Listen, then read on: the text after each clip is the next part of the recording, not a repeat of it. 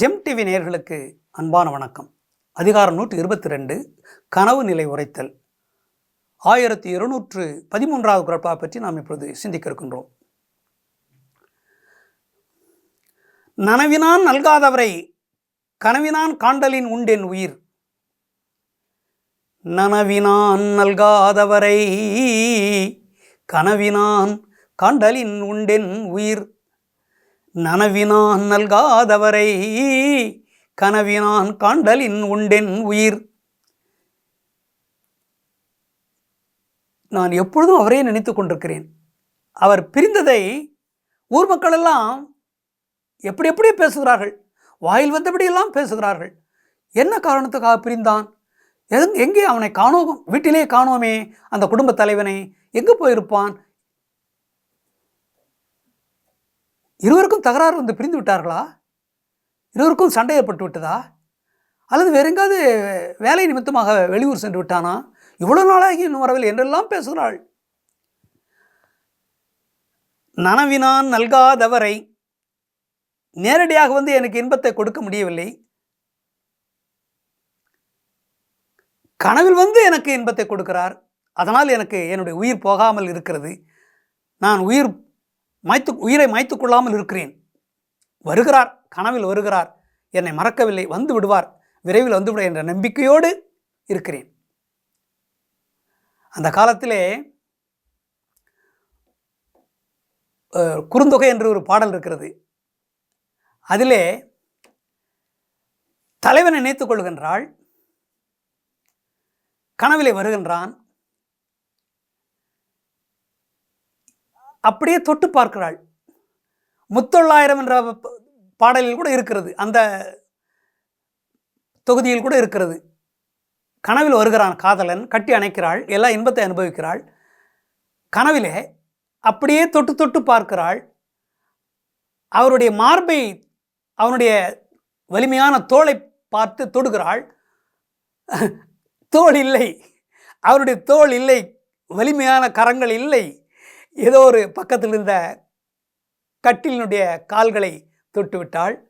சுவற்றை தொட்டுகிறாள், சுவர் இருக்கிறது, சுவரை தொடுகிறாள். இந்த பக்கத்திலே அலமாரி இருக்கிறது, பீரோ என்று சொல்லுகிறோம், அதற்கு அதை தொடுகிறாள். அடடா, பொய் பொய், அவர் வரவில்லை, கனவில் தான் வந்திருக்கிறார். கனவில் வந்ததற்கு இப்படியெல்லாம் நான் தடுமாறுகிறேன்.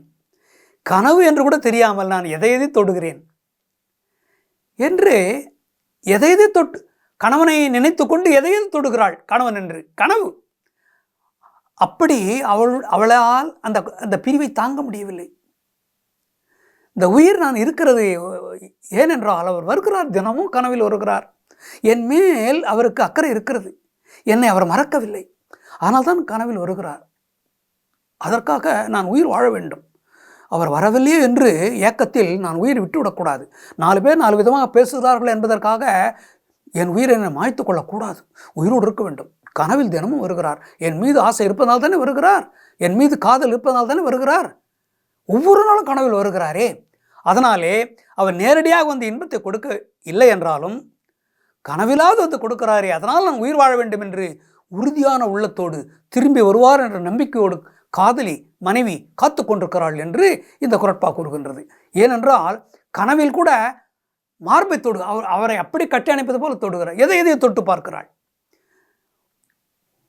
ஒருமுறை இந்த விரல்களை பார்த்து, இந்த விரல்களால் தான் நான் அவரை தொட்டேன், இப்பொழுது இந்த விரல்களில், இந்த கையில் ஒன்றுமே இல்லையே, வெறும் கையாக இருக்கிறது. அவரை எப்படி அவருடைய சட்டையை பிடித்தேன், அவருடைய காதுகளை தொட்டு பார்த்தேன், அவருடைய முடி அழகை தொட்டு, மீசையை தொட்டு பார்த்தேன், இப்பொழுது வெறும் கையாக இருக்கிறதே, அடடா எல்லாம் கனவுதானா என்று அவரை எப்படியெல்லாம் அவரிடத்தில் இன்பம் தூக்க முடியுமோ அதையெல்லாம் கனவில் தூய்த்துவிட்டு திடீரென்று விழித்து கொண்ட பொழுது, அடடா அவர் இல்லை, இது அவருடைய மார்பு இல்லை, இது கட்டில், இது அவருடைய தோள் இல்லை, இது கட்டிலின் கால் என்றெல்லாம், இது இந்த துணி அவருடைய சட்டை என்று நினைத்தேன், இது துணி, போர்வை அது அவருடைய சட்டை என்று நினைத்து கொண்டு இந்த போர்வை சட்டை என்று நினைத்து அந்த போர்வை தொடுகிறேன் என்று விதவிதமாக இன்பங்களை கனவிலே அனுபவிக்கின்ற இன்பங்களை அப்படியே சொல்லுகின்றார் திருவள்ளுவர். இப்படியெல்லாமா காதல்? கணவன் மேல் உயிருக்கு உயிரான கணவனை நினைத்துக் கொள்வார்கள். கனவில் கூட, இரவில் கூட தூங்காமல் இப்படியா நினைப்பார்கள்? இப்படியெல்லாம் நினைக்க வேண்டும். அதுதான் உண்மையான அன்பிற்கு அடையாளம். இரவில் தூங்கக்கூடாது, இரவெல்லாம் அவருடைய நினைவாக இருக்க வேண்டும். அதுதான் உண்மையான காதலர்களுக்கு, உண்மையான கணவன் மனைவிக்கு அழகு. இப்படியெல்லாம் இருப்பதுதான் அவருடைய வழக்கம் என்பதையெல்லாம் திருவள்ளுவர் பதிவு செய்கின்றார். கனவு வந்தால் என்ன? கனவில் கூட மறக்கக்கூடாது. பகல் பொழுதில் வேலையை செய்து கொண்டிருப்போம், மறந்து விடலாம். இரவு என்ன வேலை இருக்கிறது? ஒரு வேலையும் இல்லை, மறக்கக்கூடாது. எந்த நேரமும் கனவில் அவரை பார்த்து கொண்டே இருக்க வேண்டும், இன்பத்தை அனுபவித்துக் கொண்டே இருக்க வேண்டும். கனவிலாவது அன்பு அதை யார் தடை செய்ய போகிறார்கள்? பக்கத்தில் போய் யாராவது கனவில் கூட யாராவது தொந்தரவு செய்ய போகிறார்கள்? கனவு காண்பதில் என்ன இருக்கிறது? கனவு காணுங்கள், கனவிலே அவரை கட்டி தழுவுங்கள். எப்படிலாம் இன்பத்தை அனுபவிக்க முடியுமோ அப்படி இன்பத்தை அனுபவியுங்கள் என்று திருவள்ளுவர் பெண்கள் அப்படி இருக்கிறார்கள் என்பதை இந்த குறளிலே பதிவு செய்கின்றார். மீண்டும் நாளை சந்திப்போம்.